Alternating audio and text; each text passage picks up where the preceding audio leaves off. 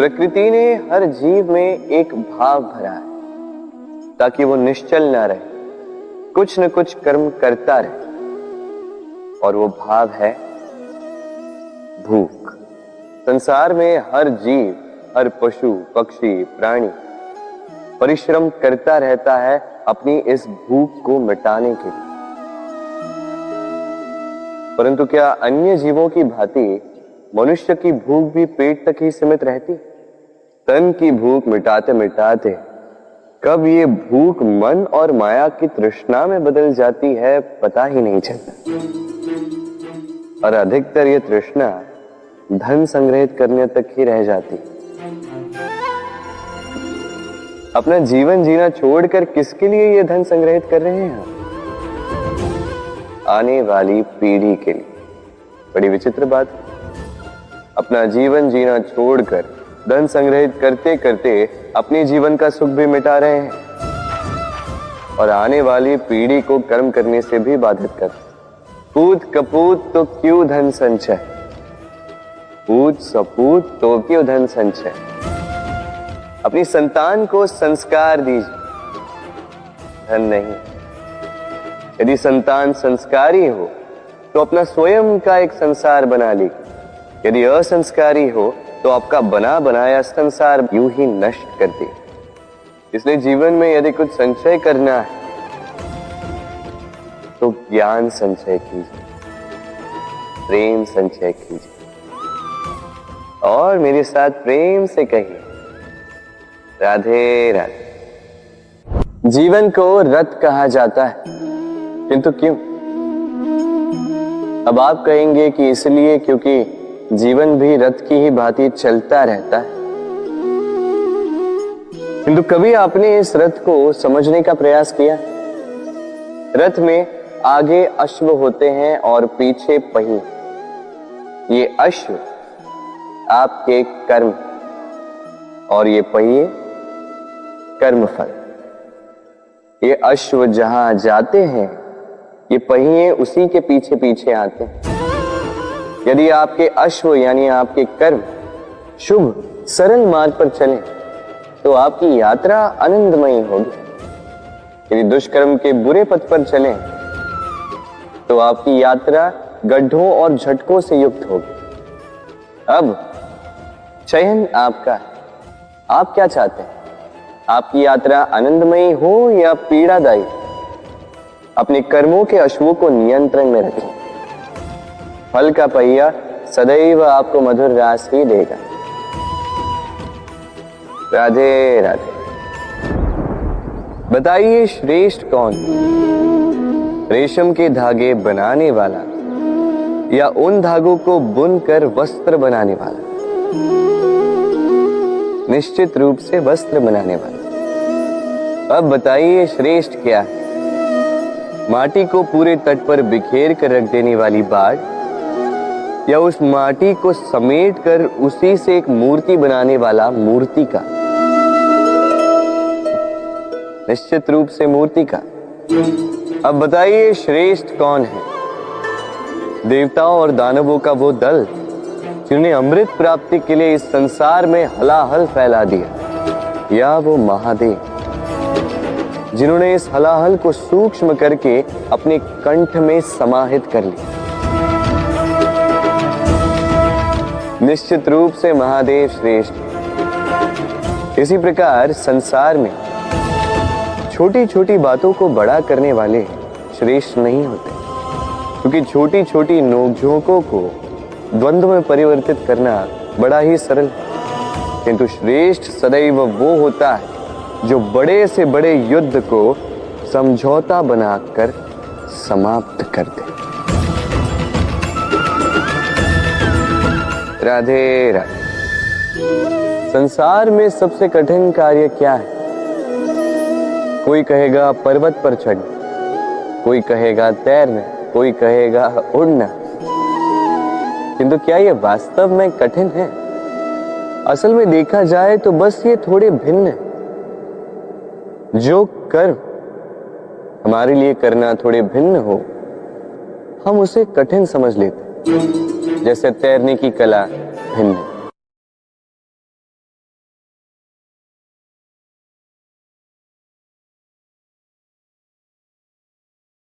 बड़े ही परिश्रम से इसे बनाती हैं, अपने शरीर के रस से इसे बुनती हैं। क्या आप इसका उद्देश्य जानते हैं? आखिर मकड़ी इन जालों में नन्ही कीटों को फंसाकर उन्हें अपना भोजन बना लेती है। और क्या आप ये बात जानते हैं कि एक दिन मकड़ी इन्हीं जालों में फंसकर मृत्यु को प्राप्त हो जाती है? बताइए क्या करते हैं आप इन जालों के साथ? दिखते ही हटा देते हैं इनका अस्तित्व, है ना? दूसरी ओर चिड़िया का घोंसला। चिड़िया भी बड़े परिश्रम से इसे बनाती है,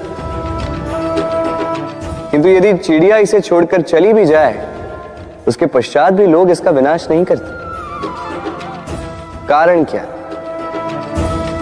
कारण यह है कि इसका निर्माण जीवन के संचयन के लिए किया गया था, आखेट के लिए नहीं। स्मरण रखिएगा, जीवन में आपका परिश्रम कितना भी अधिक हो, यदि आपका लक्ष्य शुभ ना हो तो आपको भी विनाश पाना ही होगा। तो सृजन करते रहिए और मगन होकर कहिए राधे राधे।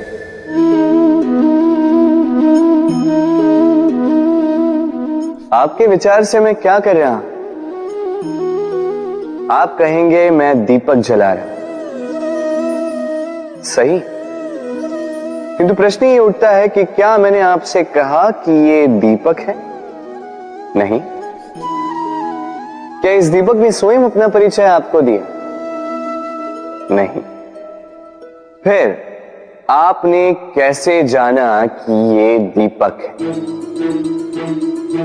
उत्तर है प्रकाश, जो स्वयं जल कर अंधकार में संसार को राह दिखाए, वो दीपक है। जो निराशा में आशा की ज्योत दिखाए, वो दीपक है।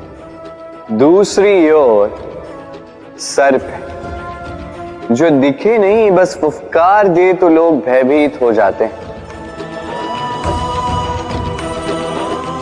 अर्थात व्यक्ति का परिचय उसके कर्मों से मिलता है, इसलिए आपको ये बताने की आवश्यकता नहीं कि आप कौन हैं। ये आपके कर्म ही निश्चित करेंगे कि लोग आपसे दीपक समझकर प्रेम करेंगे या सर्प समझकर भयभीत रहेंगे। राधे राधे। समय कितना विचित्र होता है। समय हमारे साथ हो तो हम स्वयं को राजा मान लेते हैं। वही समय यदि विरुद्ध हो जाए तो रंक बनने में समय नहीं लगता। इसलिए मनुष्य की एक आदत होती है, बुरे समय के लिए कुछ बचा कर रखता है। संबंधी, मित्र बुरे समय में साथ छोड़ देते हैं। यश, मान बुरे समय में चला जाता है। तो व्यक्ति सोचता है क्यों ना धन संचय कर। धन का तो कोई मन नहीं होता जो समय आने पर बदल जाए। संसार कहता है कि धन का संचयन करते रहो, बुरे समय में काम आएगा ही। मैं कहता हूं शुभ कर्म करते रहो, आनंदित रहो, स्वयं पर और ईश्वर पर विश्वास रखो, बुरा समय कभी आएगा ही नहीं। राधे राधे। प्रकृति ने मनुष्य को एक विशेष शक्ति दी है, अन्य जीवों से अधिक शक्ति दी, स्मरण शक्ति। यही शक्ति मनुष्य को अन्य जीवों से भिन्न बनाती, इतिहास लिखने की प्रेरणा देती, ज्ञान को पीढ़ी दर पीढ़ी आगे भी बढ़ाती। और जो भूल जाते हैं, अधिकतर रूप से वो उपहास और दया के पात्र बन जाते हैं। परंतु क्या यही पूर्णतः सत्य है? नहीं। यही स्मरण शक्ति मनुष्य के विकास में सबसे बड़ी बाधा भी बन जाती है, उसके चित्त को दूषित कर देती है। बुरे अनुभव, किसी का दिया गया धोखा, किसी का किया गया कटाक्ष मनुष्य भुला नहीं पाता और फिर लग जाता है प्रतिकार में। पहले समय नष्ट करता है प्रतिकार की तैयारी में, फिर समय नष्ट करता है प्रतिकार का अवसर ढूंढने में।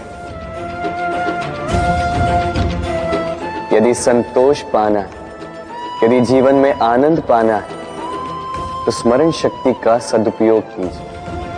अपनी स्मरण शक्ति को केंद्रित कीजिए केवल अच्छी बातों और अच्छी यादों की ओर। जीवन में प्रसन्नता आए। राधे राधे। मनुष्य अपने परिवार के लिए क्या कुछ नहीं करता, दिन रात परिश्रम करता है ताकि अपने परिवार की आवश्यकता पूर्ति के लिए धन कमा सके। परंतु क्या केवल धन कमाना पर्याप्त है? आप कहेंगे हाँ, क्यों नहीं। धन से सब कुछ मिलता है, विद्या मिलती है, घर मिलता है, औषधि मिलती है, क्या कुछ नहीं मिलता। ये सब एक सीमा तक ठीक, किंतु तनिक मन से सोच के देखिए, जब बालक रोगी होता है तो वो उस कड़वी औषधि को क्यों पी लेता? इसलिए क्योंकि उसके पिता ने उस औषधि को धन से खरीदा? नहीं, बल्कि इसलिए क्योंकि उसके सामने खड़ा उसका पिता, उसे उन पर विश्वास है। विश्वास है कि वो उसे कुछ नहीं होने देंगे। ये विश्वास, ये संस्कार, ये सीख कभी धन से नहीं मिलती। ये मिलती है उस समय से जो माता पिता ने अपने संतान के साथ बिताया। इसलिए जीवन में धन अवश्य कमाई, किंतु अपने परिवार को भी समय दीजिए, प्रसन्नता मिलेगी। राधे राधे। मुझे बताइए, इस दीवार को तोड़ने का क्या लाभ है? यदि किसी संबंध में संदेह घर कर लेता है तो आए दिन शत्रुता की स्थिति बनी रहती है। कल कोई और कारण बन सकता है इस दीवार के पुनः बनने का। तो क्या पुनः इस दीवार को बनाएंगे काका? संबंध की पवित्रता वैसी होनी चाहिए जैसे एक माता और संतान के प्रेम में होती है, निश्चल, निर्दोष, कि बात केवल रूठने मनाने तक ही सीमित रहे।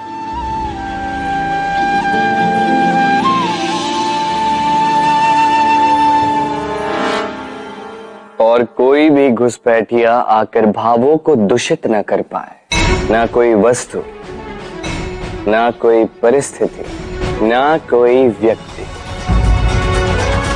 कोई उन्हें अलग न कर पाए काका। सोचिए, यदि ये दीवार पुनः बननी है तो इसे तोड़ा ही क्यों जाए?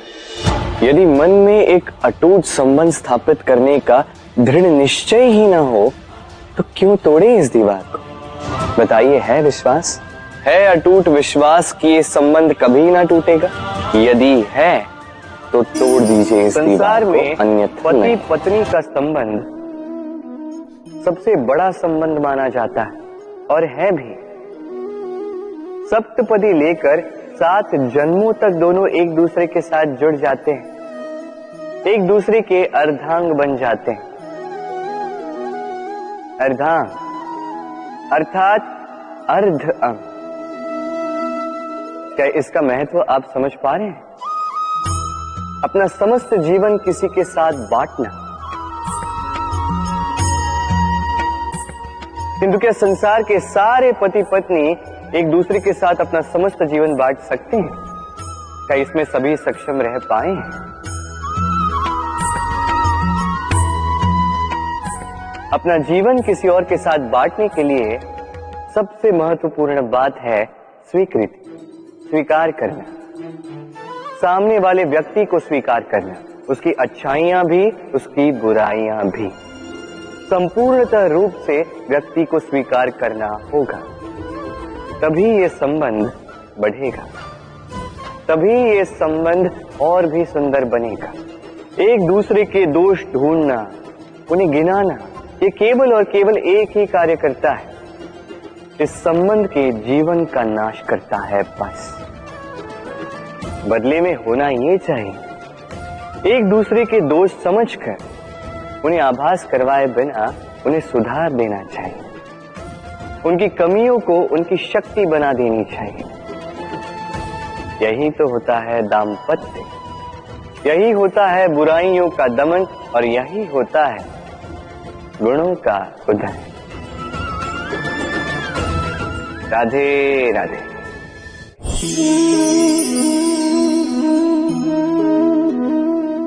कंकड़ इतना छोटा सा कि उंगली पर आ जाए, किंतु सोचिए यदि यही कंकड़ आंख में लग जाए तो कितनी बड़ी समस्या बन जाता है। अब सोचिए ये कंकड़ आपके मार्ग में है, आप पादुकाएं पहनकर बड़ी सरलता से आगे निकल जा सकते हैं, किंतु यदि यही कंकड़ आपके पांव और पादुकाओं के बीच फंस जाए तो आप ठीक से चल नहीं पाएंगे, भले ही वो मार्ग पुष्पों से भरा क्यों न हो।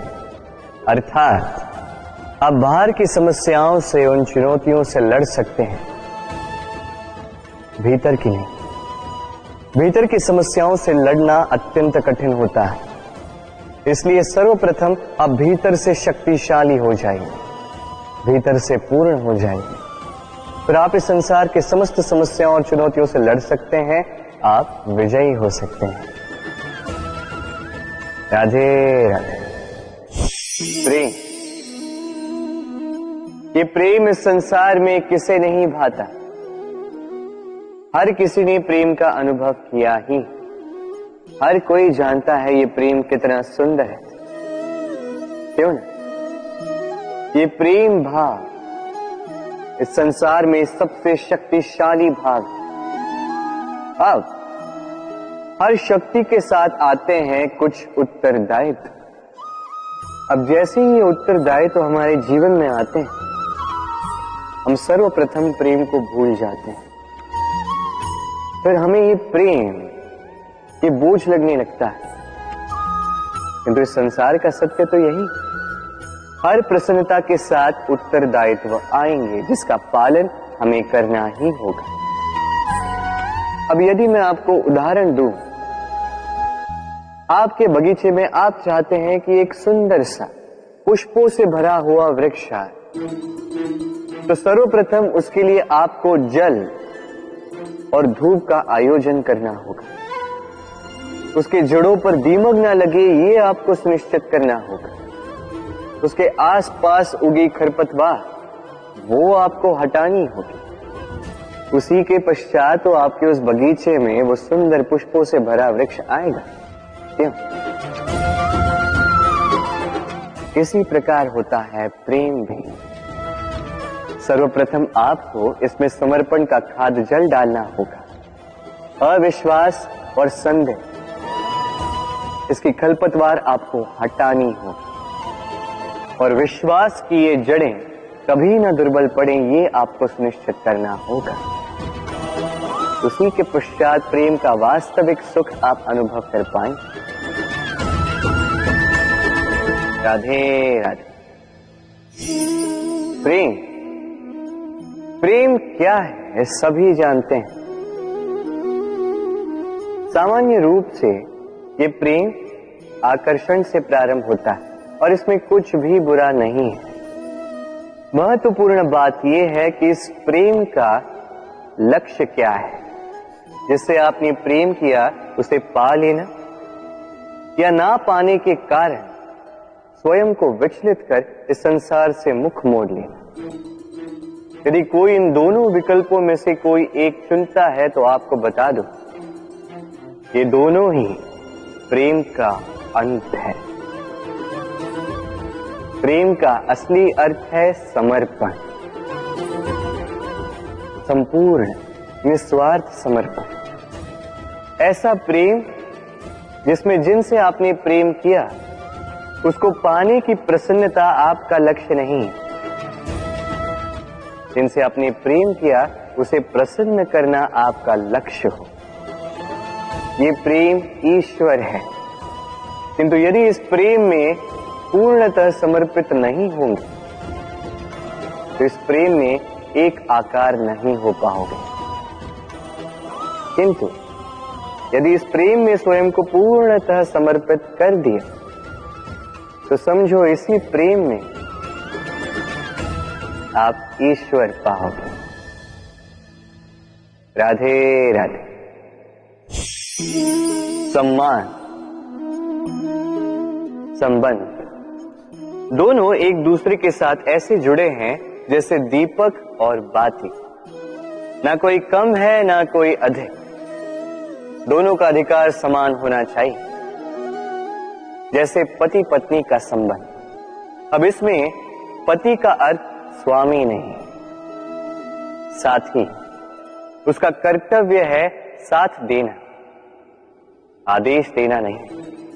और ये संबंध सहकार से बनता है, अधिकार से नहीं। हाथ बढ़ाने से बढ़ता है, उंगली उठाने से नहीं। यदि इस संबंध में एक दूसरे का मान रखोगे, एक दूसरे का सम्मान करोगे, तभी ये संबंध बढ़ेगा, तभी ये संबंध अभिमान योग्य बनेगा। राधे राधे। सूर्य की किरणें कितनी दिव्य होती हैं ना। प्रतीत ही नहीं होता कि ये सूर्य रात्र भर अंधकार से जूझ रहा था। ये सूर्य प्रतिदिन उदित होता है, ये भुलाकर कि पिछली सांझ में ये डूब गया था। फिर से उदित होता है, सारे संसार को प्रकाश देता है। यही अंतर है हम में और सूर्य में। सूर्य बीती को बिसार कर आगे बढ़ता है। हम प्रतिदिन भोर में उठते हैं, वही पुरानी बातों को साथ लेकर चलते हैं, उसी कड़वाहट में स्वयं को लपेट लेते हैं। अब यही बीती बातों की श्रृंखला हमें जीवन में आगे बढ़ने ही नहीं देती। देखिए, यही जीवन है।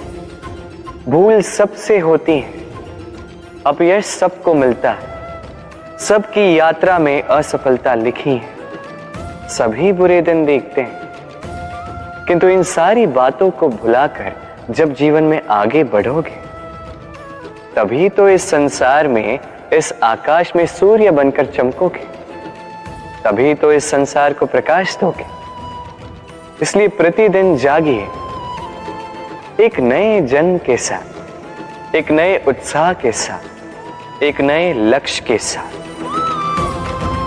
क्योंकि ये बीती बातें आपको पीड़ा देने के लिए नहीं, केवल शिक्षा देने के लिए होती हैं। राधे राधे। नवरात्रि का पर्व आरंभ हो चुका है और ये पर्व अत्यंत भव्य है, क्योंकि ये पर्व जगत माता से जुड़ा है। मां इतना छोटा सा शब्द है, किंतु ठीक से देखो तो समस्त संसार इसी शब्द में समा है। मां जो अपनी संतान के लिए हर संभव प्रयास करती है, कुछ भी करने के लिए सज्ज रहती है। मां जिसका सबसे बड़ा गुण निश्चलता, मन में ना कोई पूर्वाग्रह, ना कोई भेदभाव, ना कोई छल कपट, और इतनी भोली होती है मां। संतान भले ही झूठा रो दे, मां को लगता है कि कदाचित वास्तव में भूख लगी होगी। मां चाहे जन्म देने वाली हो, चाहे पालने वाली, स्वर्ग, ये स्वर्ग हमें मां के चरणों के नीचे ही प्राप्त होता है। इसी मां को हमारा शत शत प्रणाम। राधे। सहनशीलता मां का दूसरा सबसे बड़ा गुण। कहते हैं कि धरती से अधिक सहनशील और कोई नहीं। उसे खोदने के पश्चात भी धरती हमें फसल देती है, किंतु मां, ये मां धरती से कम सहनशील नहीं। तनिक सोचिए, 9 माह तक संतान को अपनी कोख में रखना, क्या ये सहनशीलता कोई पुरुष दिखा सकता? क्या ये सहनशीलता कोई पिता दिखा सकता है? स्त्री में शील भले, सहनशीलता की परिभाषा उसे मां बनने के पश्चात प्राप्त होती है। स्वयं का अस्तित्व भुलाकर संतान का अस्तित्व बनाती है। शिशु की लात खाकर भी आनंद से उसे दूध पिलाती है। ये होती है मां। और इसी मां जननी को हमारा शत शत प्रणाम। राधे राधे। मां का एक और सबसे महान गुण, स्वयं को ढालने की अद्भुत शक्ति। जिस प्रकार एक मां स्वयं को ढाल सकती है और कोई नहीं कर सकता। मां एक महानदी की भांति है जिसकी ऊर्जा असीमित है किंतु अहंकार बिल्कुल नहीं। जिस प्रकार एक नदी ढलान के अनुरूप मुड़ जाती है, उसी प्रकार एक मां अपनी संतान के अनुरूप ढल जाती है, चाहे जैसी भी परिस्थिति हो। उसके सोने के समय के अनुरूप स्वयं का सोना, उसके जागने के समय के अनुरूप स्वयं का जगना। संतान की इच्छा का भोजन वो स्वयं का मनपसंद भोजन बना लेती। ये मां का आंचल ही तो है जो धूप में छाप बनकर आता है, जो शीत में कंबल बनकर आता है। मां ऐसी होती है कि संतान की निद्रा ना टूटे, इसलिए एक करवट सोने का अभ्यास कर लेती और इतना स्वयं को केवल वही ढाल सकती है जो संतान की ढाल बन सकती है। इसी मां को हमारा शत शत नमन। राधे राधे। मां के दो और सबसे महान गुण, साहस और संबल। साहस ये कि वो अपने संतान के लिए कुछ भी कर सकती, और संबल ये कि वो अपनी संतान को कभी टूटने बिखरने नहीं देगी। तनिक सोचिए, जब भी आपको चोट लगती है, चीख से पूर्व मां का नाम मुख में क्यों आता है? तनिक सोचिए, जब आपको बल की आवश्यकता होती है, साहस की आवश्यकता होती है, आगे आप अपना मार्ग देख रहे हैं जो अत्यंत कठिन प्रतीत हो रहा है, तब मुख से मां की ही शपथ क्यों निकलती? क्योंकि मां ही है जो हमें साहस देती है, मां ही है जो हमें सहारा देती है। मां जानती है कैसे हमारी उंगली पकड़ के हमें चलना सिखाना है।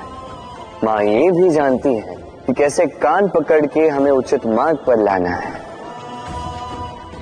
इसी साहसी मां को हमारा शत शत नमन।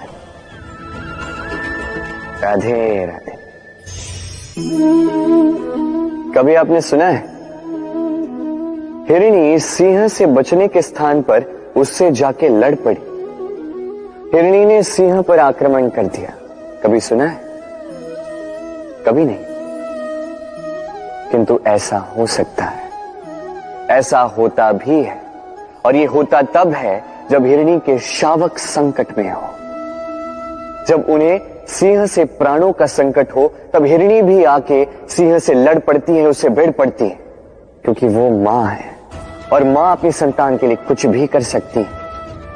ये ममता है, ये जितनी कोमल हो सकती है उतनी ही कठोर भी हो सकती है, और अपनी संतान के हित के लिए वो क्रोध की पराकाष्ठा पार करते हुए अपनी संतान की सुरक्षा करके ही रहेगी।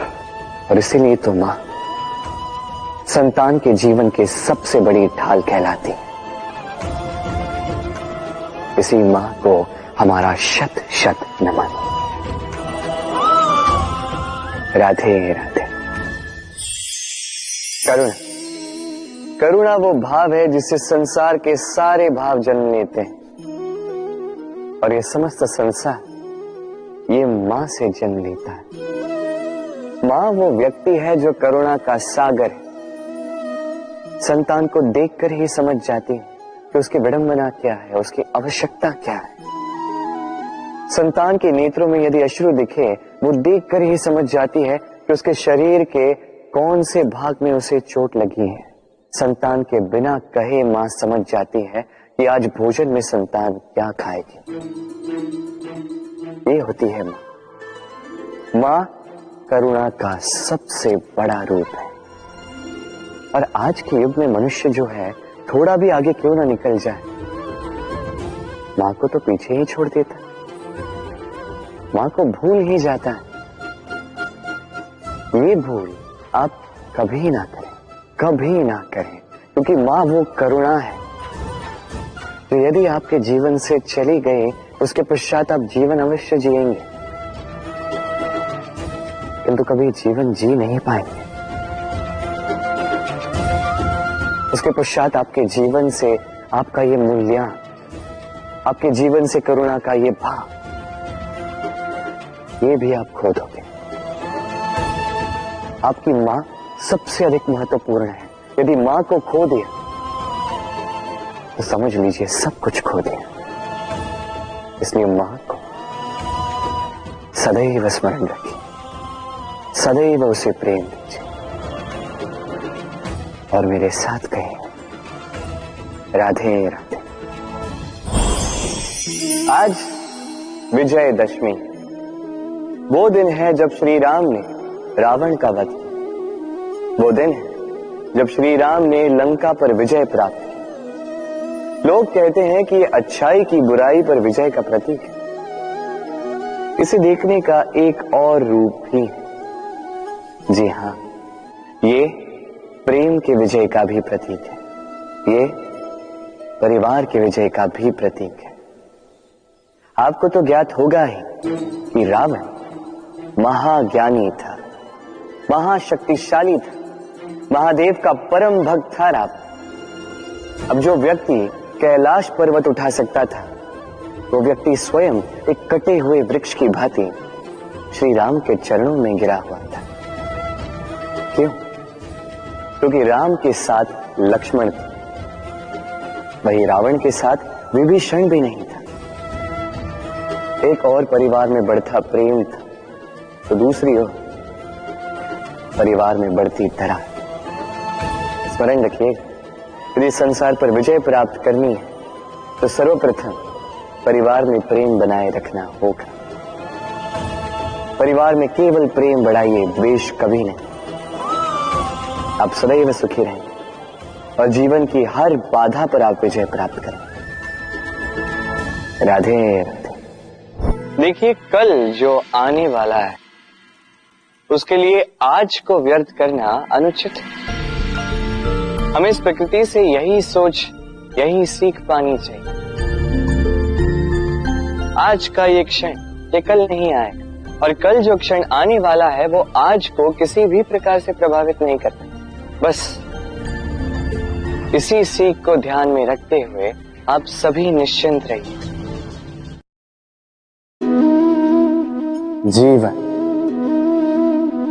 क्या है? ये जीवन हम जन्म लेते हैं, बड़े होते हैं, हमारे माँ बाप हमें पालते हैं, फिर उनके धन से हमारा बालपन बीतता, फिर हम बड़े होते हैं, हम विवाह कर लेते हैं, हमारी संतानें होती हैं, हम उनको पालते हैं, फिर हम वृद्ध हो जाते हैं और एक दिन इस संसार से चले जाते हैं। क्या यही जीवन है? आता होगा ये प्रश्न मन में कई बार, है ना? अब तनिक जल की यात्रा देखिए। सागर से भाप बनकर उठता है, मेघ बनकर बरसता है, फिर नदी बनकर पुनः सागर में समावेश करता है। तो कभी ये प्रश्न नहीं करता कि उसका जीवन क्या है, उसका उद्देश्य क्या है। हर भाव जीता है और दूसरों के लिए जितना बन सके देता जाता। जब सागर में होता है तो असंख्य जल जीवों को जीवन देता है। जब सागर से भाप बनकर मेघ बनता है तो किसानों को आशा देता है कि फसल पुनः उपजेगी। जब वर्षा बनकर बरसता है तो इस सूखी प्यासी धरा को सींचता है। और जब नदी में होता है तो किनारों पर वनस्पतियों को जन्म देता है। तो सोचिए, क्या जल कभी ये सोचता होगा कि उसका जीवन क्या है, उसके जीवन का उद्देश्य क्या है? वो बस अपना धर्म करता जाता और जितना हो सके सबको आनंद देता जाता। इसलिए जीवन में कभी ये प्रश्न मत कीजिएगा कि ये जीवन क्या है, इस जीवन का उद्देश्य क्या है। बस इस जीवन को जिए और जितना हो सके उतना सबको आनंद दे। मन प्रसन्न होकर बोलेगा राधे राधे। कभी वर्षा के कारण बने कीचड़ से होकर आप अपने घर गए? पादुका पहनने के कारण आप उस कीचड़ से तो बच जाते, किंतु इन पादुकाओं द्वारा उड़ने वाली कीचड़ की बूंदें आपके वस्त्रों को मैला कर ही देती। किंतु फिर भी उन बूंदों से आपके वस्त्र मैले हो जाएंगे, इस कारण से आप पादुका पहनना तो नहीं छोड़ते। इसी प्रकार जीवन में कुछ ऐसे लोग भी आते हैं पादुका की भांति, जो आपको कीचड़ से तो बचा लेते हैं, किंतु वस्त्र रूपी आपके मन पर शंका के दाग लगा ही जाते हैं। इन लोगों के कारण से मन को खिन्न करने की आवश्यकता नहीं है। आवश्यक है ये सोचना कि आपको आपके पांव कीचड़ से बचाने या आपके वस्त्र। जीवन में गंभीर होना अच्छी बात है, किंतु हर बात को यदि गंभीरता से लेने लगोगे तो जीवन का आनंद समाप्त हो जाएगा। ये संसार अनित्य है, यहां पे ऐसा कुछ भी नहीं जो सदा के लिए जीवित रहेगा। तो जब तक ये जीवन है, संतोष और आनंद से जिए। स्वयं पर छिटकने वाले कीचड़ पर ध्यान ना दें, बस आनंद बांटते रहें। मन प्रसन्न होकर बोले राधे राधे। व्यक्ति को जब अपने प्रेम को खो देने का भय होता है तो वो अपने प्रेम को इतने कस के पकड़ कर रखता है कि प्रेम को ही पीड़ा होने लगती है। प्रेम पा तो लेता है, किंतु उसे कैसे सहेजना है ये जब उसे नहीं समझ आता, तब वो उस प्रेम पर स्वामित्व पाने का प्रयास करता है और यहीं जन्म लेती है असुरक्षा की ये भावना, ईर्ष्या। जब एक लंबे वियोग के पश्चात दो प्रेमी एक दूसरे से पुनः मिलते हैं तो सबसे पहला भाव जो उनके मन में आता है वो ये कि कैसे एक क्षण के लिए भी अपने प्रेमी को स्वयं से दूर न जाने दो, कैसे अपने जीवन का एक एक क्षण अपनी प्रेमी के साथ बिता। प्रयास ये रहता है दाऊ, इन दो प्रेमियों के मध्य में कोई भी ना आ पाए, और जब ये नहीं हो पाता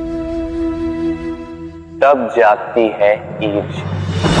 परीक्षा एक ऐसी व्यवस्था जिससे मुझे, आपको, सबको कहीं ना कहीं दो चार होना ही पड़ता है। स्मरण कीजिए अपना बालपन। आप परीक्षा देने बैठे। अब कुछ बालक ऐसे होते हैं जो वर्ष भर परिश्रम करते हैं, पढ़ते हैं, मन से परीक्षा देते हैं। कुछ बालक ऐसे होते हैं जो अपने आसपास बैठे बालकों की नकल करते हैं और परीक्षा में उत्तीर्ण भी हो जाते हैं। बुरा लगता है ये सोचकर कि कोई बिना किसी परिश्रम के परीक्षा में उत्तीर्ण कैसे हो सकता है। किंतु स्मरण रखिएगा, जो नकल करते हैं वो परीक्षा में उत्तीर्ण हो सकते हैं, सफल नहीं, क्योंकि वो नकल करते हैं बिना प्रश्न को समझे, बिना उत्तर का तरीका निकाले। यही हमारे साथ भी होता है। हम हमारे जीवन में दूसरों को देखते हैं, उनकी नकल करते हैं, उनकी भांति बनने का प्रयास करते हैं, किंतु ना हमारे जीवन में सफलता आती है ना आनंद आता है। क्यों? क्योंकि हम एक विशेष बात भूल जाते हैं कि प्रत्येक मनुष्य का व्यक्तित्व भिन्न होता है। आप दूसरों की नकल करके अपना जीवन व्यतीत कर सकते हैं, किंतु यदि अपने जीवन में सफलता लानी, यदि अपने जीवन में आनंद लाना है, तो स्मरण रखिए, स्वयं के प्रश्नों का उत्तर जीवन में स्वयं को ही खोजना होगा। राधे राधे। मनुष्य को जब सफलता मिलती है, तब उसमें जागता है अहंकार, और ऐसे में मनुष्य अक्सर एक बात भूल जाता है, झुकना। सोचता है कि मैं किसी के समक्ष क्यों झुकूं? और ऐसा इसलिए होता है क्योंकि मनुष्य एक महत्वपूर्ण बात भूल जाता है कि संसार में, इस जीवन में उसने जो भी प्राप्त किया है, झुककर प्राप्त किया। बालपन में चलना सीखा तो इस धरा पर झुककर, गिरकर। बड़ों का आशीष लिया तो झुककर। किसान को फसल काटने के लिए झुकना पड़ता, कुएं से पानी निकालने के लिए पात्र को झुकना पड़ता है। भगवान से आशीर्वाद प्राप्त करने के लिए उनके समक्ष झुकना पड़ता है। आंधियों में वृक्ष सुरक्षित कैसे रहते? झुककर। सम्मान कैसे पाया जाता है? झुककर। किसी के समक्ष झुकने का अर्थ स्वयं का आत्मसम्मान खो देना नहीं, उसका अर्थ होता है विनम्र। हम मनुष्य हैं और इस आकाश की ऊंचाइयों तक पहुंचने के लिए हमें किसी पक्षी की भांति पंखों की आवश्यकता नहीं। बस जितना झुकेंगे उतना ही ऊपर उठेंगे। राधे राधे। आप इस संसार में ऐसे कई लोगों को जानते होंगे जिन्हें आप स्वार्थी मानते हैं, जो आवश्यकता पड़ने पर ही आपको स्मरण करते हैं, अन्यथा वर्षों तक कहीं दिखाई भी नहीं देते, किंतु जैसे ही उनकी आपके सहायता की आवश्यकता पड़ती है, हाथ जोड़कर आपके सामने सज्ज रहते। बड़ा क्रोध आता है ना इनको, मन खिन्न हो जाता, मन से ये स्वर निकलता है कि इस व्यक्ति की सहायता न करें, किंतु ऐसा कभी मत कीजिए। आप सोचेंगे क्यों कह रहा हूं मैं ऐसा? स्मरण रखिएगा, दीपक का स्मरण व्यक्ति केवल तभी करता है जब अंधकार गहरा हो जाता है। उसे स्वार्थी मानकर स्वयं व्याकुल ना होइए, स्वयं को दीपक मानकर आनंदित होइए।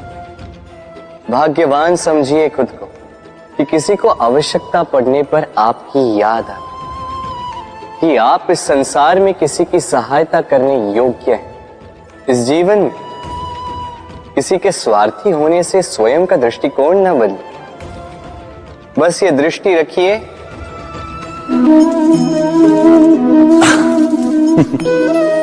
मनुष्य के सारे संबंधों का आधार है अपेक्षा।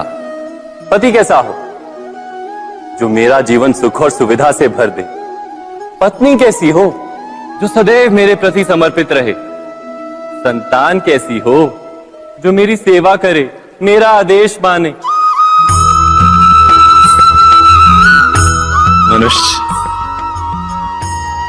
मनुष्य उसी को प्रेम भी कर पाता है जो उसकी अपेक्षा पूर्ण करता है, और अपेक्षा की तो नियति है भंग होना। कैसे? क्योंकि अपेक्षा मनुष्य के मस्तिष्क में जन्म लेती है। कोई अन्य व्यक्ति उसकी अपेक्षाओं के बारे में जान ही नहीं पाता। पूर्ण करने की प्रामाणिक इच्छा हो तब भी कोई मनुष्य किसी की अपेक्षाओं को पूर्ण नहीं कर पाता, और वहां से जन्म लेता है संघर्ष।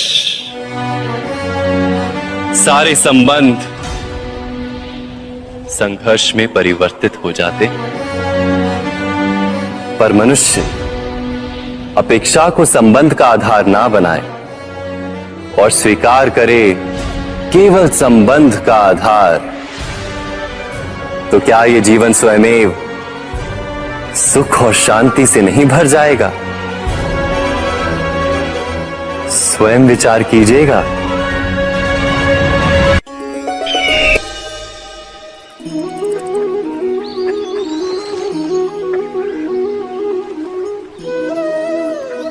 समय के आरंभ से ही मनुष्य को एक प्रश्न सदा पीड़ा देता है कि वो अपने संबंधों में अधिकतम सुख और कम से कम दुख किस प्रकार प्राप्त कर सकता है। क्या आपके सारे संबंधों ने आपको संपूर्ण संतोष दिया है? विचार कीजिए। हमारा जीवन संबंधों पर आधारित है, हमारी सुरक्षा संबंधों पर आधारित है। इसी कारण हमारे जीवन के सारे सुखों का आधार भी संबंध है। किंतु फिर भी हमें संबंधों में ही अधिकतर दुख क्यों प्राप्त होते हैं? सदा ही संघर्ष भी संबंधों से ही उत्पन्न क्यों हो जाते हैं? कभी विचार किया है? जब कोई व्यक्ति किसी अन्य व्यक्ति के विचार अथवा कार्य को स्वीकार नहीं करता, उसमें परिवर्तन करने का प्रयत्न करता है, तो संघर्ष जन्म लेता है। अर्थात जितना अधिक अस्वीकार उतना ही अधिक संघर्ष, और जितना अधिक स्वीकार उतना ही अधिक सुख। क्या ये वास्तविकता नहीं? यदि मनुष्य स्वयं अपनी अपेक्षाओं पर अंकुश रखे, अपने विचारों को परखे, किसी अन्य व्यक्ति में परिवर्तन करने का प्रयत्न ना कर स्वयं अपने भीतर परिवर्तन करने का प्रयास करे, तो क्या संबंधों में संतोष प्राप्त करना इतना कठिन? अर्थात क्या स्वीकार ही संबंध का वास्तविक अर्थ नहीं?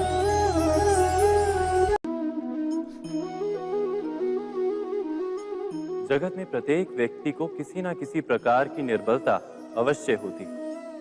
जैसे कोई बहुत तेजी से दौड़ नहीं पाता तो कोई अधिक भार नहीं उठा पाता, कोई असाध्य रोग से पीड़ित रहता है तो कोई पढ़े हुए पाठों को स्मरण में नहीं रख पाता। ऐसे अनेकों उदाहरण और भी हैं। क्या आप किसी ऐसे व्यक्ति को जानते हैं जिसे सब कुछ प्राप्त हो और हम जीवन की उस एक निर्बलता को जीवन का केंद्र मानकर जीते हैं? इस कारणवश हृदय में दुख और असंतोष रहता है सदा। निर्बलता मनुष्य को जन्म से अथवा संजोग से प्राप्त होती है, किंतु उस निर्बलता को मनुष्य का मन अपनी मर्यादा बना लेता है। किंतु कुछ व्यक्ति ऐसे भी होते हैं जो अपने पुरुषार्थ और श्रम से उस निर्बलता को पराजित कर देते हैं। क्या भेद है उनमें और अन्य लोगों में? क्या आपने कभी विचार किया है? सरल सा उत्तर है इसका। जो व्यक्ति निर्बलता से पराजित नहीं होता, जो पुरुषार्थ करने का साहस रखता है हृदय में, वो निर्बलता को पार कर जाता है। अर्थात निर्बलता अवश्य ईश्वर देता है, किंतु मर्यादा मनुष्य का मन ही निर्मित करता है। स्वयं विचार कीजिए।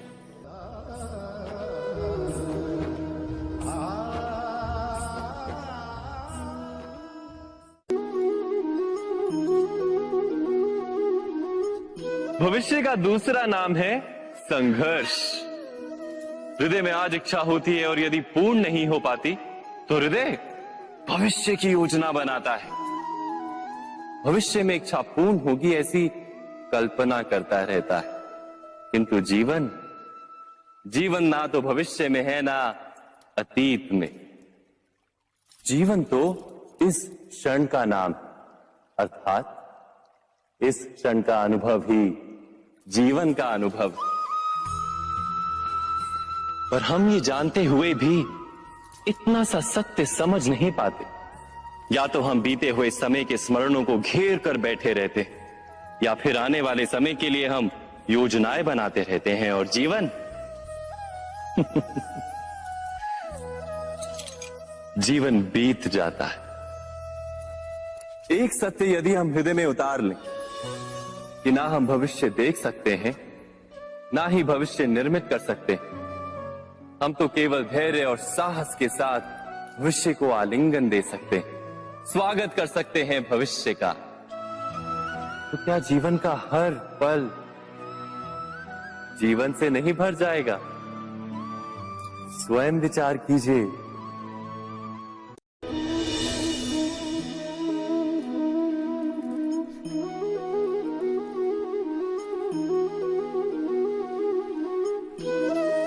ज्ञान प्राप्ति सदा ही समर्पण से होती है, यह हम सब जानते हैं। किंतु समर्पण का वास्तविक महत्व क्या है? क्या हमने कभी विचार किया? मनुष्य का मन सदा ही ज्ञान प्राप्ति में विभिन्न बाधाओं को उत्पन्न करता है। कभी किसी अन्य विद्यार्थी से ईर्ष्या हो जाती है, कभी पढ़ाए हुए पाठों पर संदेह जन्मता है और कभी गुरु द्वारा दिया गया दंड मन को अहंकार से भर देता है। नहीं, क्या ऐसा नहीं होता? न जाने कैसे कैसे विचार मन को भटकाते हैं और मन की इसी अयोग्य स्थिति के कारण हम ज्ञान प्राप्त नहीं कर पाते। मन की योग्य स्थिति केवल समर्पण से निर्मित होती है। समर्पण मनुष्य के अहंकार का नाश करता है। ईर्ष्या, महत्वाकांक्षा आदि भावनाओं को दूर कर हृदय को शांत करता है और मन को एकाग्र करता है। वास्तव में ईश्वर की सृष्टि में ना ज्ञान की मर्यादा है, ना ज्ञानियों की। गुरु दत्तात्रेय ने तो गाय और श्वान से भी ज्ञान प्राप्त कर लिया था। अर्थात विषय ब्रह्म ज्ञान का हो या जीवन के ज्ञान का या गुरुकुल में प्राप्त होने वाले ज्ञान का, उसकी प्राप्ति के लिए गुरु से अधिक महत्व है उस गुरु के प्रति हमारा समर्पण। क्या यह सत्य नहीं?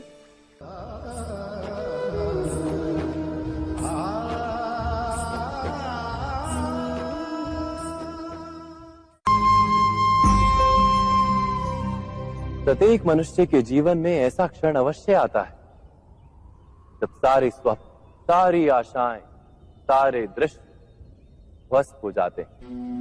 जीवन के सारे आयोजन ही बिखर जाते हैं। एक और धर्म होता है और दूसरी ओर सुख। इसी को धर्म संकट कहते हैं। जब धर्म का वहन ही संकट हो और धर्म का त्याग ही सुख हो। विचार कीजिए, कभी किसी स्वजन के विरुद्ध सत्य बोलने का अवसर प्राप्त हो जाता है, कभी ठीक दरिद्रता के समय सरलता से चोरी करने का मार्ग प्राप्त हो जाता है, कभी किसी शक्तिशाली राजनेता या राजा के कर्मचारी का अधर्म प्रकट हो जाता है। सबके जीवन में ऐसी घटना बनती ही रहती है। अधिकतर लोग ऐसे किसी क्षण को धर्म संकट के रूप में जान ही नहीं पाते।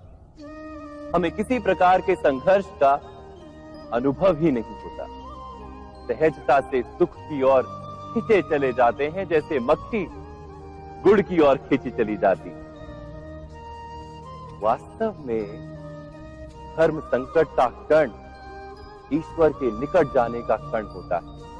यदि हम संघर्षों से भयभीत ना हो, सुख की ओर आकर्षित ना हो, अपने धर्म पर दृढ़ रहे, तो ईश्वर का साक्षात्कार दूर नहीं।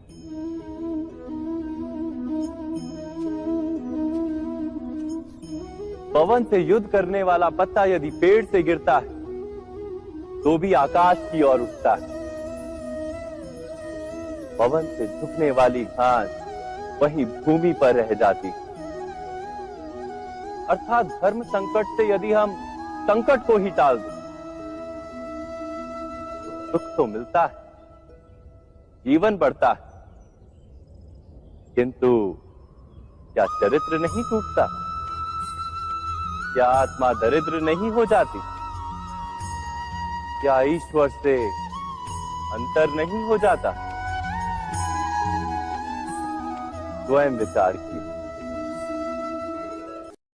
दो व्यक्ति जब निकट आते हैं तो एक दूसरे के लिए सीमाएं और मर्यादाएं निर्मित करने का प्रयत्न अवश्य करते हैं। हम यदि सारे संबंधों पर विचार करें तो देखेंगे कि इन सारे संबंधों का आधार यही सीमाएं हैं जो हम दूसरों के लिए निर्मित करते हैं। और यदि अनजाने में भी कोई अन्य व्यक्ति इन सीमाओं को तोड़ता है तो उसी क्षण हमारा हृदय क्रोध से भर जाता है। इन सीमाओं का वास्तविक रूप क्या है? क्या हमने कभी विचार किया? सीमाओं के द्वारा हम दूसरे व्यक्ति को निर्णय करने की अनुमति नहीं देते, अपना निर्णय उस व्यक्ति पर थोपते हैं, अर्थात किसी की स्वतंत्रता का अस्वीकार करते हैं। और जब स्वतंत्रता का अस्वीकार किया जाता है तो उसका हृदय दुख से भर जाता है, और जब वो सीमाओं को तोड़ता है तो हमारा हृदय क्रोध से भर जाता है। क्या ऐसा नहीं होता?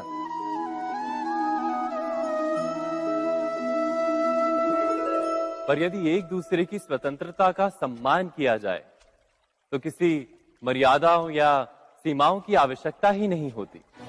अर्थात जिस प्रकार स्वीकार किसी संबंध का देह है, क्या वैसे ही स्वतंत्रता किसी संबंध की आत्मा नहीं? स्वयं विचार कीजिए। सबके जीवन में ऐसा प्रसंग अवश्य आता है कि सत्य कहने का निश्चय होता है हृदय में, किंतु मुख से सत्य निकल नहीं पाता।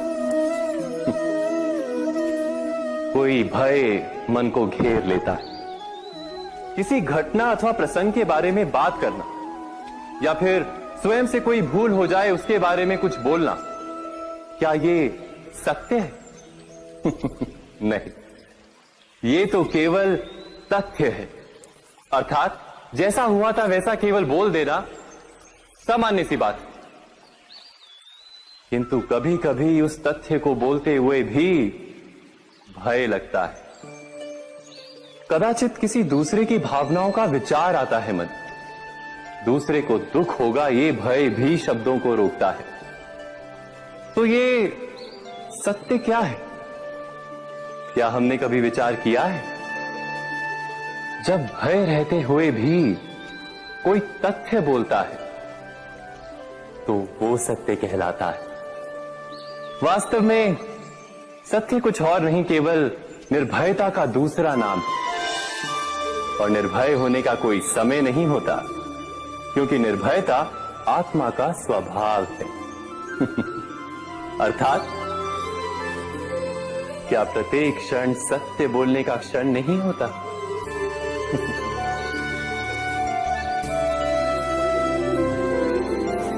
स्वयं विचार कीजिए।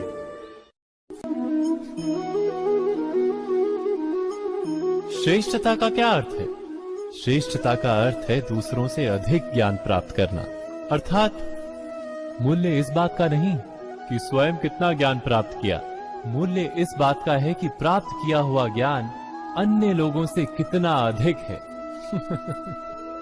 अर्थात श्रेष्ठता की इच्छा ज्ञान प्राप्ति को भी एक स्पर्धा बना देती है, और स्पर्धा में विजय अंतिम कब होती है?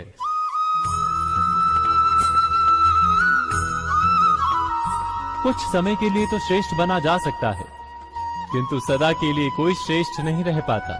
फिर वही असंतोष, पीड़ा और संघर्ष जन्म लेता है।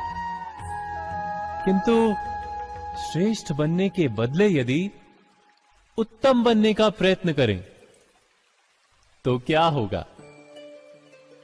उत्तम का अर्थ है कि जितना प्राप्त करने योग्य है वो सब प्राप्त करना, किसी से अधिक पाने की इच्छा से नहीं, मात्र आत्मा की तृप्ति हेतु कुछ प्राप्त करना। उत्तम के मार्ग पर किसी अन्य से स्पर्धा नहीं होती, स्वयं अपने आप से स्पर्धा होती है। अर्थात उत्तम बनने का प्रयत्न करने वाले को देर अबेर सारा ज्ञान प्राप्त हो जाता है, बिना प्रयत्न के ही वो श्रेष्ठ बन जाता है।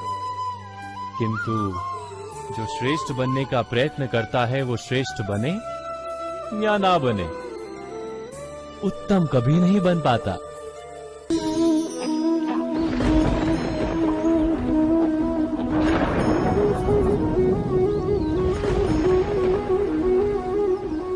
सपनों और पूर्वाभासों के आधार पर हम भविष्य के सुख दुख की कल्पना करते हैं। भविष्य के दुख का कारण दूर करने के लिए हम आज योजना बनाते हैं। किंतु कल के संकट को आज निर्मूल करने से हमें लाभ मिलता है या हानि पहुंचती है, ये प्रश्न हम कभी नहीं करते।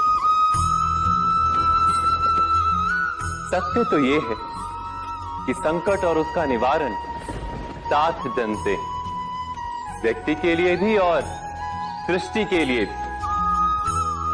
नहीं, आप अपने भूतकाल का स्मरण कीजिए, इतिहास को देखिए, आप तुरंत ही ये जान पाएंगे कि जब जब संकट आता है तब तब उसका निवारण करने वाली शक्ति भी जन्म लेती है। यही तो जगत का चलन है। वस्तुतः संकट ही शक्ति के जन्म का कारण है। प्रत्येक व्यक्ति जब संकट से निकलता है तो एक पद आगे बढ़ा होता है, अधिक चमकता है, आत्मविश्वास से अधिक भरा होता है, न केवल अपने लिए अपितु विश्व के लिए भी। क्या ये सत्य नहीं? वास्तव में संकट का जन्म है एक अवसर का जन्म, अपने आप को बदलने का अवसर, अपने विचारों को ऊंचाई पर करने का अवसर, अपनी आत्मा को बलवान और ज्ञान मंडित बनाने का अवसर। जो ये कर पाता है उसे कोई संकट नहीं होता, किंतु जो ये नहीं कर पाता वो तो स्वयं एक संकट है विश्व के लिए। विचार कीजिए। राधे।